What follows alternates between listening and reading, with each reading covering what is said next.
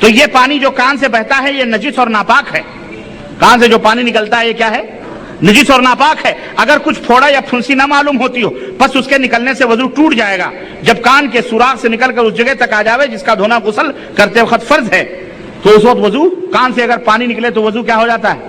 بولو، ٹوٹ جاتا ہے. کہتے ہیں اب یہ عورتوں کا مسئلہ، کہتے ہیں اگر چھاتی سے پانی نکلتا ہے اور درد بھی ہوتا ہے تو وہ بھی نجس ہے، اس سے بھی وضو ٹوٹ جاتا ہے. اب اگر کوئی دودھ والی بیچاری عورت ہو اپنے بچوں کو دودھ پلا لے تو وضو گیا اس کا. سمجھو یہی مسئلہ ہوا نا، یعنی وضو بنانے کے بعد بچے کو دودھ نہیں پلانا چاہیے. بہرحال اس مسئلے میں بہت مسائل ہیں. میں ان مسئلوں سے آگے بڑھتا ہوں اور آگے آپ کو لے کے چلتا ہوں. غسل کا بیان کہتے ہیں اعوذ باللہ. بہرحال معذرت کے ساتھ بھائیوں دوستوں، میں نے کتاب اللہ سنت رسول اللہ کی تعلیم بتلا دی اور آخر میں بھی اصلی بہشتی زیور کا میں تذکرہ کر کے اپنی بات ختم کروں گا. یہ بیچ میں یہ بھر رہا ہوں میں وہ مسائل جس کا اسلام سے کوئی رشتہ اور تعلق نہیں ہے. اس لیے رکھیو غالب مجھے اس تلخ نوائی پہ معاف. آج کچھ درد میرے دل میں سوا ہوتا ہے. آج یہ میرا مذہب نہیں، یہ میرا دین نہیں، یہ میں لکھی ہوئی باتیں بیان کر رہا ہوں اور اپنی طرف سے اضافہ یا کمی نہیں ہے. معاف کرنا میری ماں بہنوں، اگر تمہاری طبع خاطر کو تکلیف ہوگی میں پہلے سے معذرت چاہتا ہوں کیونکہ یہ حکیم الامت کی پڑیا ہے. اس میں بڑی عریانیت اور حیا سوز کی باتیں آئیں گی. میں کچھ نہیں بولوں گا، آپ تبصرہ کر لینا. مجھے معاف رکھنا میری بیٹیوں اور میری بہنوں اور میری ماؤں. تو اس لیے یہ آ رہی ہے بات تو میں بیان کر دینا مناسب سمجھتا ہوں تاکہ امت مسلمہ گوش برآواز ہو کر اس کتاب سے برات کا اظہار کرے جو کتاب اس طرح کے مسائل اور حیا سوز اور ننگے مسائل سے بھری پڑی ہے. استغفر اللہ. ہم کہتے ہیں، بعض لوگ کہتے ہیں کہ قرآن، ایک مولوی تقریر کر رہا تھا، ہمارے ہاں بنگلور کا مولوی ہے، وہ تقریر کر رہا تھا، کہتا ہے تمہیں فقہ حنفی میں کوٹ شاف نظر آتے ہیں. بعض مولوی کہتے ہیں کہ کوٹ شاف ہے. ارے وہ مسئلے بیان کیے گئے ہیں، امام نے بیان کیے ہیں تاکہ تم لوگ اس مسئلے میں نہ پڑو. ہم نے کہا وہ مسئلہ پیدا بھی ہوا یا پہلے سے بیان کر دیا؟ ارے حضرت عمر کا دور ہوتا تو درے مارتے. کیوں؟ اس لیے کہ حضرت عمر کہتے تھے جب کوئی مسئلہ پیدا ہو تب فتویٰ دیا کرو، مسئلہ بنا کر کے مت دنیا کے اندر پیش کیا کرو. جس طرح وہ برا کرنا جرم ہے اسی طرح برے مسائل بنا کر اس کے اوپر فتویٰ دینا بھی کیا ہے؟ بولو، جرم ہے. جب ہو جائے تب بات ہو تو بات الگ ہے، جب ہوا ہی نہیں تو گویا تم دنیا کو ایک فکر دے رہے ہو، ایک ذہن دے رہے ہو، ایک دماغ دے رہے ہو، یہ بھی کر لو، یہ بھی کر لو، یہ بھی کر لو، یہ بھی ہو جائے، یہ بھی ہوتا ہے، ہو جانا چاہیے. اب نہیں جس کے دماغ میں ہے وہ بھی کر لے. کچھ لوگ ٹھنڈیوں کے زمانے میں ہمارے یہاں آنگنوں میں باہر سالوں میں بیٹھ کر کے کیا کرتے ہیں، وہ انگیٹھی لگا کر آگ تاپتے ہیں. گاؤں اور دیہات کے لوگ، آپ لوگ جانتے ہوں گے، ہم بھی دیہات کے رہنے والے ہیں. آگ تاپتے ہیں 10-15 آدمی بیٹھ کر. تو وہاں پر بیٹھے ہوئے تھے، بیٹھے آگ تاپ رہے تھے. اب آگ وہ بجھ گئی تو دیکھا اس میں بیڑی اڑی بھی پیتے رہتے ہیں بڈھے بیٹھ کر، دھک دھک دھک دھک پیتے. تو اس میں ایک پاگل، اس میں ایک لڑکا تھا. اس لڑکے سے کہا جا بے ماچس لے کے آ جا. کیوں؟ کہا بیڑی پینا ہے، ماچس لے کے آ جا. وہ جا رہا تھا ماچس لانے تو ایک دوسرا بولتا ہے یار وہ پاگل آدمی، اس کو تم نے ماچس لانے کے لیے کہہ دیا کبھی کسی کے چھپر میں آگ نہ لگا دے. تو اس کو کہا دیکھنا بھائی کسی کے چھپر میں آگ نہ لگا دینا، کسی کے چھپر میں آگ نہ لگا دینا. تو وہ جاتے جاتے کیا بولتا، پہلے تو میرے دماغ میں بھی یہ بات نہیں تھی، تو نے مجھے یاد دلا دیا. ہاں ایسا ہوتا ہے، آدمی کے فہم میں بھی وہ بات نہیں ہوتی لیکن آدمی کھود کر بیان کر کے اسے حوصلہ دے دیتا ہے، یاد دلا دیتا ہے. کہا اب تو مجھے یاد آ گیا کس کے چھپر میں آگ لگانی. تو یہ وہی باتیں ہیں بھیا کہ آدمی کو جو قرآن اور حدیث میں ہے. دوسری بات یہ ہے، کہتے ہیں کہ صاحب یہ اور ایک مولوی نے تو اتنی دریدہ دہنی کی، کہتا ہے اگر فقہ حنفی میں ایسی باتیں ہیں تو قرآن میں بھی تو ایسی باتیں نعوذ باللہ موجود ہیں. تو تم قرآن میں منبر پر لکھ کر کے اس کو بیان کرو گے؟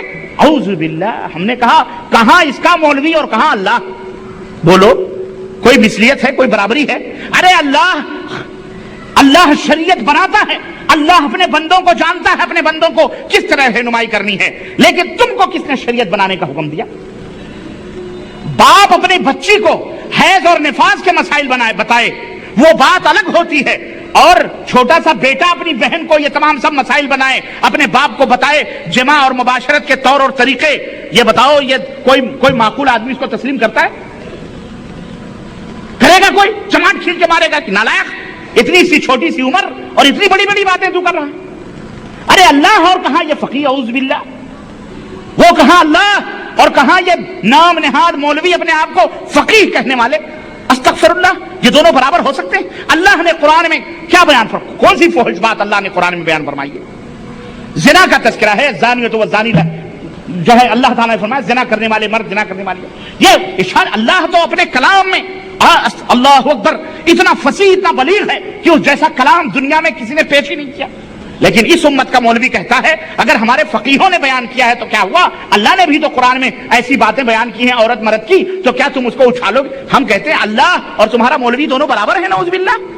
बोलो, दोनों बराबर हो सकते हैं? नहीं हो सकते मेरे अजीजों। अल्लाह ने बयान किया है अपने बंदों की तबीयत और मिजाज को जानते हुए, लेकिन हमको तुमको इस बात की इजाजत नहीं है। सुनो, कहते हैं छोटी सी लड़की से जिन चीजों से गुस्ल वाजिब हो जाता है, मुझे बताओ अल्लाह के नबी ज्यादा दीन को जानते थे या उम्मती दीन को ज्यादा जानते हैं?